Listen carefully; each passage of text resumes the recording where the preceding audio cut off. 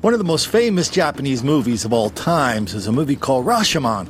It tells the story of a samurai and his wife who were murdered in the forest. And then we hear 4 different accounts of it, 4 different versions of it until the end of the movie. You don't really know what's happening. So, we had our own Rashomon moment last night in Philadelphia. I'm going to tell you what really happened. Then we're going to watch the different accounts of it. That seems like 4 different stations were attending 4 different events. So the night started off at a roller rink. Roller rinks, free skate night at Rolling Thunder Roller Rink in Northeast Philadelphia, the great Northeast. Free trouble. Anyway, 500 fellas and lovely ladies were at free skate night. And for some reason, they never tell us on television, they had to close the roller rink an hour early. Well, what happened was a whole bunch of large-scale black mob violence broke out at the roller skating rink. So instead of stay open and sell these kids 5 cents worth of Coca-Cola for $2.50, he thought it made more economic sense to close his place 1 hour early and get rid of all of his paying customers. That's a pretty big step. Anyway, these 500 kids take to the streets and they start attacking cops, throwing rocks at cop cars, destroying property, vandalizing property, fighting amongst each other, doing all sorts of bad business. That's what happened. 500. That was a riot. Now let's listen to the Philadelphia stations as they go from one to another.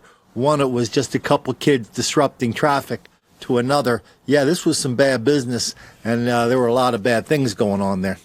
A large group of juveniles behaving badly sparks a major police response along the Roosevelt Boulevard. Chopper 3 above the intersection at the Boulevard and Pratt Street. Police say the crowd came from the Rolling Thunder skating park about 2 miles away in Mayfair. At one point, the Wawa at Tyson Avenue and the McDonald's at Cotman Avenue closed because of the crowd. Guys, complete and utter chaos. One witness tells me police were called here to a large group of children, mostly teenagers, here along Boulevard and Tyson Avenue around 8:30 tonight.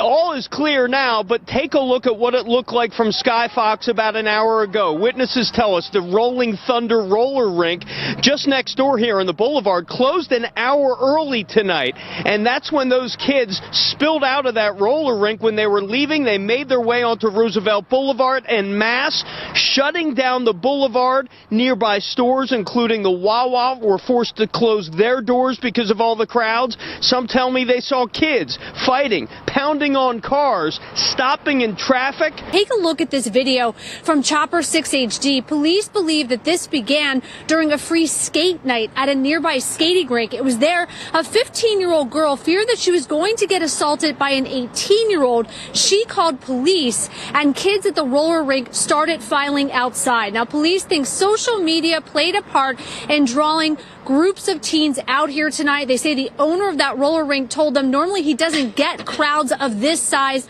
on a Monday night. Now, there are reports of fights and rocks being thrown during this, but police don't have any major reports of damage at this point. Police say one teen was arrested for vandalism for throwing a rock at a police cruiser.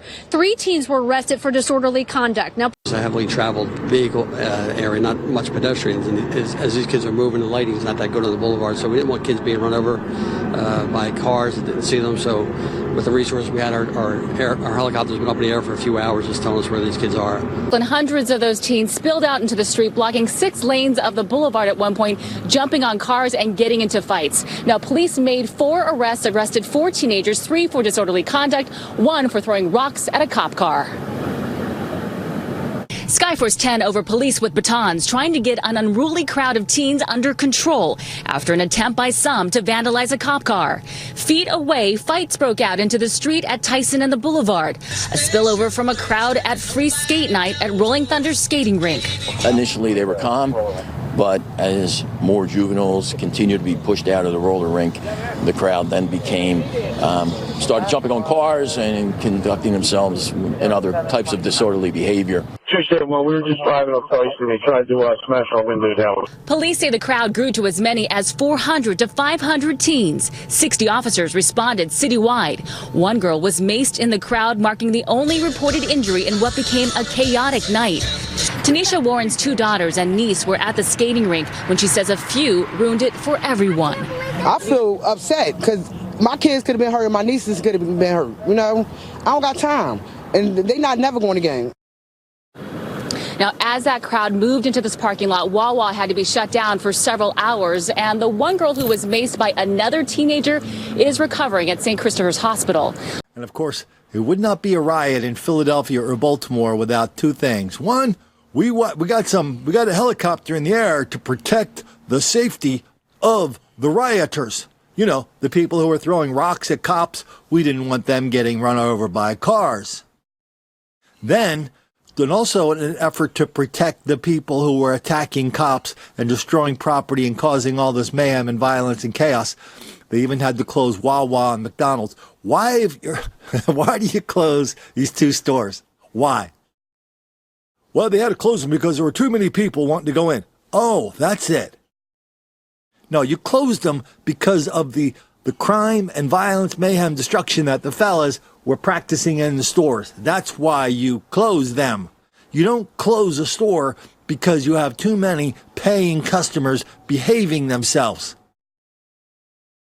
Anyway, they ended the night the same way they do it in Philly and Baltimore regularly. They picked up the phone. The local bus system came out and took everybody home. I don't know where they all live. They didn't tell us that either. Boy, they know so much about these rioters when you want to take them home, but when you want to ask them to tell us what they were really up to, it's like, man, we don't know nothing, man. Anyway, I guess we should give the local TV station some credit. They at least covered it. Here's the front page of the Philly.com Philadelphia Inquirer website this morning. They had a story on the Me Too movement. After all, this is the 2nd year anniversary from what I can tell. They have a story about the Democratic debate coming up pretty soon. I guess they're going to talk about, I forget, what are they talking about tonight? The gay stuff? I don't even know. I lost track. And there was a mass shooting, give them props for that. But there was basically, not basically, they didn't even mention a 500-person riot in their city, the premier news gathering organization and the whole region, so we are supposed to believe. And it just went by like a summer breeze. WHYY, the local PBS NPR affiliate, oh yeah, they had a story. They had a story about how for some mysterious reason, merchants in Center City, Philadelphia do not let people under 18 into their stores unaccompanied by an adult. They don't tell us why, other than A, it's really bad, and B, they brought a psychologist out that said, oh yeah, this can have long-term damaging emotional effects on the children who are being denied entrance to the store because they will start to feel they do not fit in. Well, looking at that last video we saw with 500 fellas rampaging down the street, attacking cops, destroying property, causing mayhem, violence, destruction, do they seem like they want to fit in?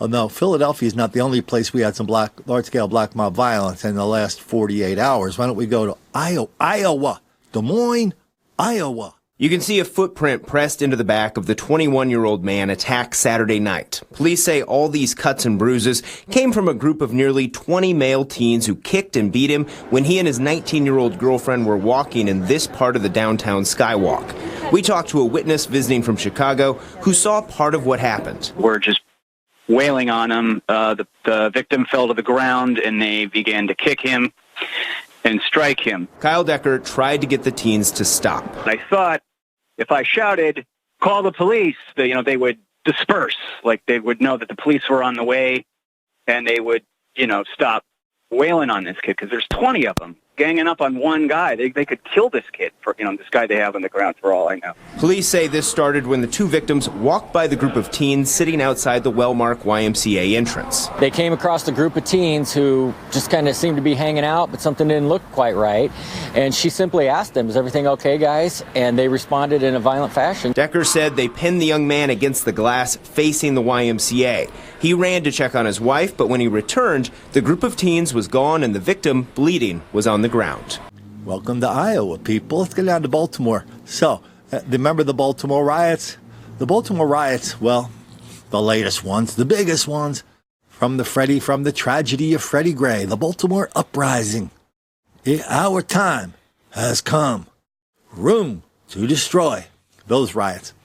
Anyway, they were ground zero at a place called the Mondawmin Mall. People were taking the buses to the Mondawmin Mall so they can get in on all the free looting, the free fun, the free rock throwing, the free attacking cops. I mean, that was like the greatest night of their lives. Anyway, a year or two later, now we got a guy at the mall. Remember, Target already pulled out of there. We did a story about that. Target left because of crime and robbery in the parking lot and in the store. People in the neighborhood were going, "Hey, man, why are you leaving? This is a safe neighborhood." Well, you had a huge riot there, and it's in the middle of a big black neighborhood, which is really dangerous.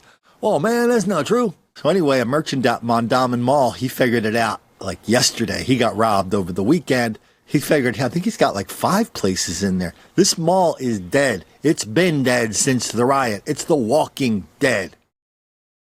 Except this guy didn't get the memo. Anyway. Take a look at these pictures given to WJZ. A bright sign with the words "Safety First" in bold red letters. Behind it, one of Mr. Vinny's 5 stores in Mondawmin Mall closed. You can see RK Jewelers doors closed. To the left, a white sign says "Protect Mall from Daily Incidents." To the right, a yellow sign says "Protect Mall Employees and Customers." Mr. Vinny says Sunday was the second time his store has been robbed in 6 months. 2 months ago, he was robbed with pepper spray, and now these men brought guns. He has his own security, but the men overpowered his staff. He says mall management isn't doing enough to protect people. Now he's threatening to leave the mall and take his business with him. They need to invest money in the police officers. They can be in the mall all the time. And a lot of tenants are very upset. We deal with this every day, on and going. How's that going to work? Is the mayor going to start arresting people for crime, violence, mayhem, destruction? No. Is the city attorney going to start prosecuting people for that? No. They already said they're not. It's the official policy of the city of Baltimore. We will not arrest the little fellas because we don't need more black people in jail.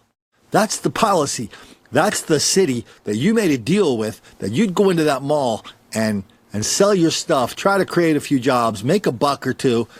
All the city had to do was give you a relatively safe environment. You believed them. Why did you believe them, Mr. Merchant? Why did you believe that Baltimore was a place you could do business? Why? There's only so much cheap jewelry you could sell at 10 times markup to the fellas for their new rap video in order to stay open. Forgot the school stuff. Also tonight, a new plan to curb the chaos at John Marshall Middle School. The superintendent of our state's largest school district owning up to that awful start to the school year. At the same time, announcing big changes. News 4's Abby Broyles has more on what's ahead for those students as well as the teachers. Abby. Jolene, a new principal and a new assistant principal will be on the job here tomorrow, moving from other schools in the district to take over the job here. That after police have responded to more than a dozen fights here since the beginning of school, and some are saying tonight that the administration set the school up to fail from the very beginning.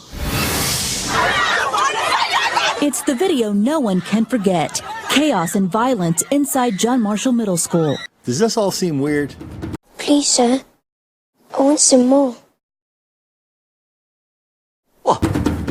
All these elements of chaos just going on all over the country. Nobody's connecting the dots.